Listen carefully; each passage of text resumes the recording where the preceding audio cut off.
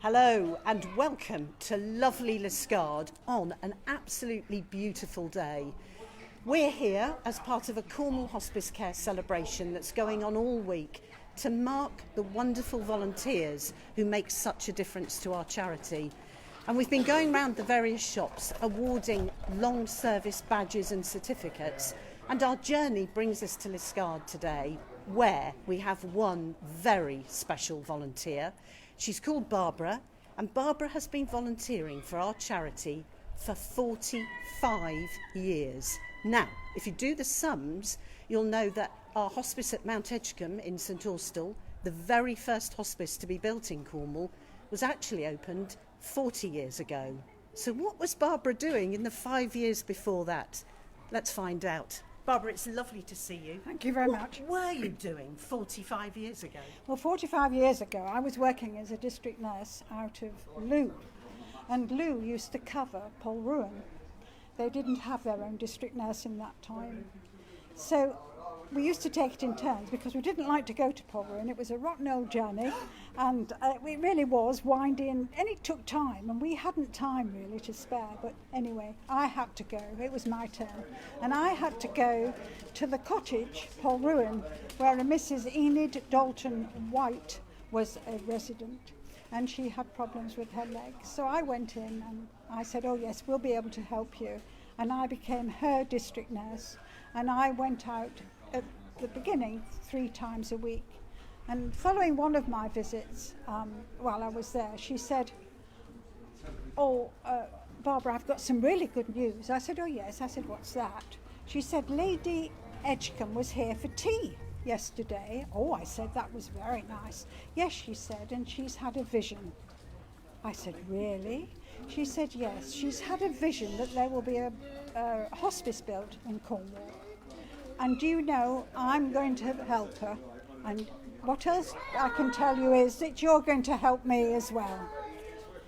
I thought, yes, Mrs. Enid Dalton White. I said, all right. So she said, you need to go home now and phone your best friends, and that is the Liskeard committee formed. Oh, I said, right, okay. She said, oh, tell them to come round and have a cup of tea. And there you have, you've got your Liskeard committee. You're the chairman and you fundraise.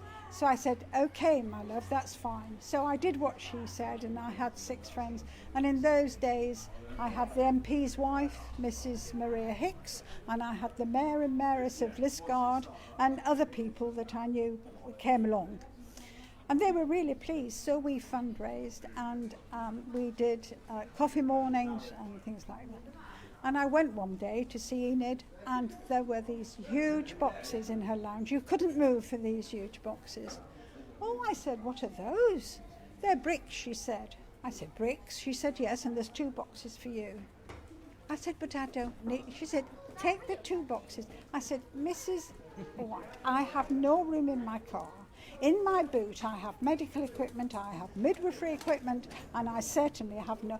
No, dear, she said, but there's nothing on your back seat. I said, right, okay. So I'm driving home. I've got 1,000 bricks, and I really thought to myself, what the hell am I going to do with 1,000 bricks? Anyway, I'm driving along, and I thought, well, we have a Masons, we have a Edda Wheel, we have a Rotary, we have all these clubs, the Mason. Oh, I said, right. So I went round to the chairman or whoever it was, and I gave them some of these bricks, about 100. And I said, there you are. And these bricks were the size of a brick. They were glossy on the front and looked like a brick, but on the back of it, it was a matte finish, and it could be your shopping list or a memo or anything like that. There were 10 bricks stapled together, and they cost £1.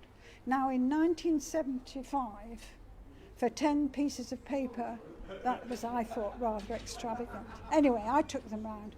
My phone, come Friday, was red hot. Please, can we have some more bricks? Please, can we have some more bricks? So these bricks were a great success. And I went off to Goosey Fair, to St Matthew's Fair, to Callington Honey Fair, with helpers of the committee, and we sold these bricks. Nothing back, just give us your money. And it was marvellous, and we sold thousands upon thousands of bricks. And you built Mount Edgecombe Hospice as a result, which is just the biggest plus. Yeah. But here we are, I'm sorry to mention it again, 45 years later. What keeps you here? What kept you with the charity through all those years? Well, I just feel it's giving something back. And I've had relatives in the hospice, I've had friends in the hospice, and I've had people out of it. When I was working as a district nurse, a matron came out with me to see what it was like on the district and what people's home was. So I've always felt very, very close to the hospice, and I will help them as much as I can and for as long as I can. Brilliant. Well, Barbara, it's been lovely to see you again. It really has. Thank you. Barbara, who is the recipient of one of our exemplary awards just announced today for going above and beyond over all those years. And the person who was handing out the awards for 5, 10 and 15 years of service to various individuals at the shop is Clarke, who's our finance director. I think Barbara's just proved how valuable our volunteers are. But could we cope without them? I think Barbara's story was absolutely incredible, and it's been wonderful standing here listening to what it's been like being a volunteer with us for 45 years. Absolutely amazing stuff, really great to hear. We couldn't manage without the volunteers, there's no doubt about that whatsoever. When I'm handing these things out, there's a small group of staff that are volunteers and staff that gather for these things. And you add the numbers on the badges up, and we're getting to 60, 70, sometimes 80 years of service that they've given to us. They've been volunteering for that number of years.